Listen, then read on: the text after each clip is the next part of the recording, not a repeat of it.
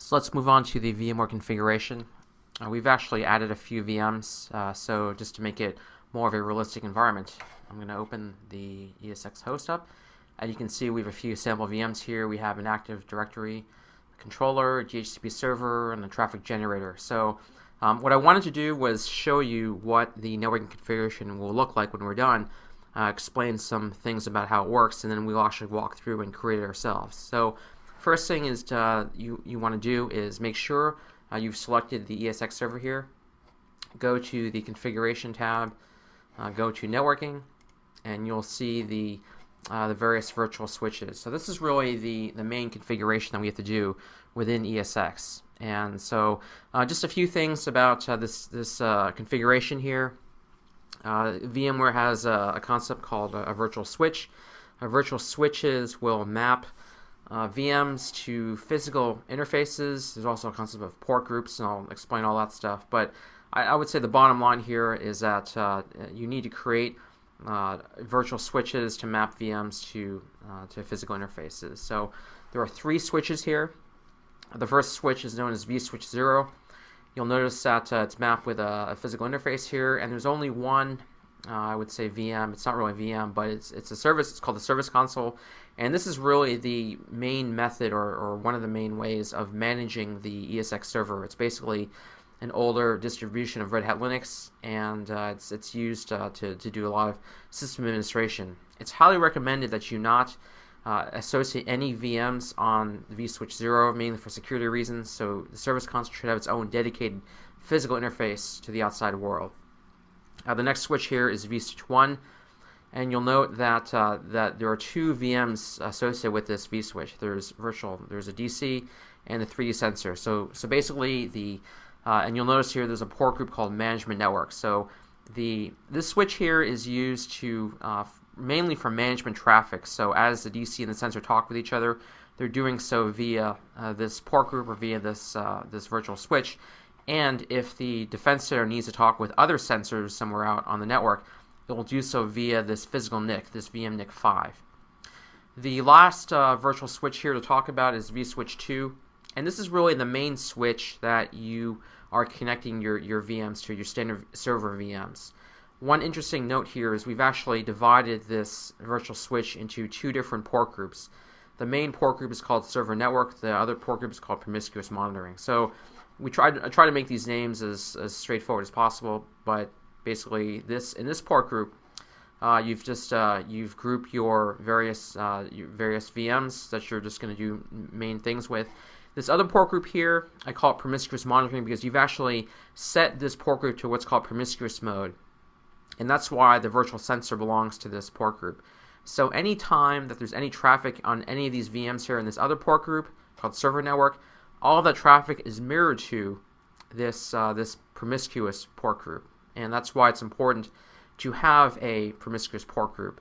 Now, you don't want, though, to have all of these servers as members of this promiscuous port group because that's a huge security issue, because you don't want to mirror promiscuous traffic to all of these different VMs. You only want to mirror that traffic to the virtual sensor. So that's the reason why you divide your virtual switch into 2 different port groups. Another important note is that you can actually use your virtual sensor to monitor physical traffic. So you notice here this virtual switch is mapped to VM-NIC 2, which is a physical interface.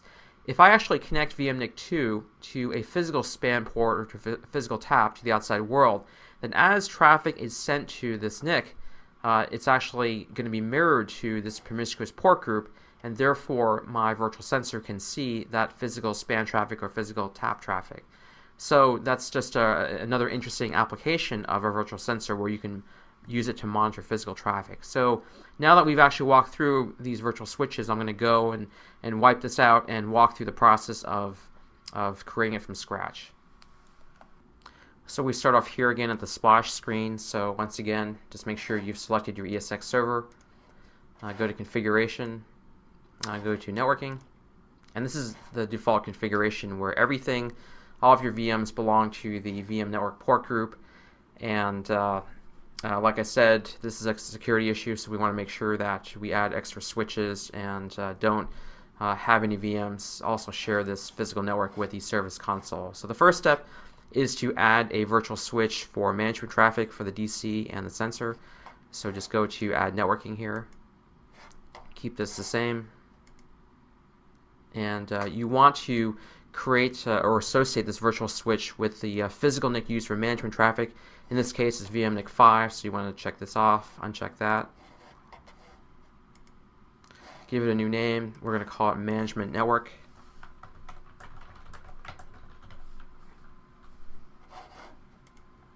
And finish. We'll also add another switch. Let's go back to add networking. And this is going to be used for your standard server VM traffic. We're also, okay, so this is another physical NIC we're going to associate this with. So create another virtual switch. This time we VM NIC 2 instead of 0 or 5. And we're going to call this server network. And hit finish. You may recall that this switch actually had two different port groups on it, so we're going to go and add that second port group now. So there's a couple ways of doing it. I'm going to do it by going back to add networking. And here, instead of creating another virtual switch, I'm going to specify an existing switch, which is vSwitch 2. Hit next.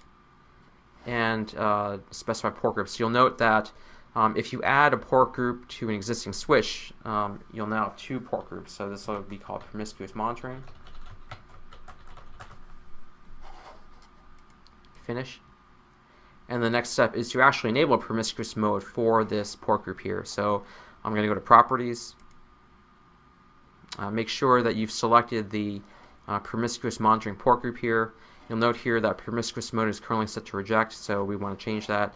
Click Edit, Security, check this so you can change it and make that accept. Now it's set to accept. You want to verify that this other port group here for standard VM traffic is set to reject, which means that VMs on this port group won't be mirroring traffic to each other. So that's the case, so you want to hit close. And now that you've created your switches and port groups, you want to assign your VMs to them. So I'm just going to go down the list here. I'll start with the Defense Center here. So I'm going to click on that and right-click, do Edit Settings. Specify your network adapter. You'll know it's on VM Network, so you want to change that to Management Network. One very important thing to note here is that device status, these options are both checked, which means that the NIC will be connected and also be powered up when the VM is turned on. Sometimes these are not enabled by default, so you want to make sure that these are both checked off here. Otherwise, you won't have network connectivity. So I hit OK. I want to now configure my sensor, NICs, edit settings. The virtual sensor comes with four interfaces by default. The first one is used for the management traffic, so change that to management network. The second one is used for monitoring, so you want to make that promiscuous monitoring. The third and the fourth interfaces right now are not being used. You can actually use these interfaces to monitor other switches if you want, but you do want to make sure that you take them out of the VM network port group because that's where the service console belongs. So for now, we'll just add these to the promiscuous monitoring port group, and then we can always have them monitor other switches in the future. So change that here. And then you want to add your remaining 3 VMs to your server network port group. So I'll go ahead and do that. While I'm doing this, it's just very important to note that it can be fairly easy to add your VMs to the wrong port group simply by making a mistake in this part here. So you just want to pay attention and make sure that you keep your port group names in order, or I guess straight, as you're assigning them to your various VMs. So the last step is to go back to the main networking screen. Just want to verify that everything is correct. So the service console is the only there's no VMs attached to this switch here. That the management switch here is only used for the DC and the sensor. The server network port group here has your server VMs here, and your promiscuous monitoring group only has your sensor attached. So everything is in order here. So the next step here is to then log into your Defense Center via the web browser and do all your standard Sourcefire specific configurations, such as your licenses, your your detection engines, your policy application, those sort of things.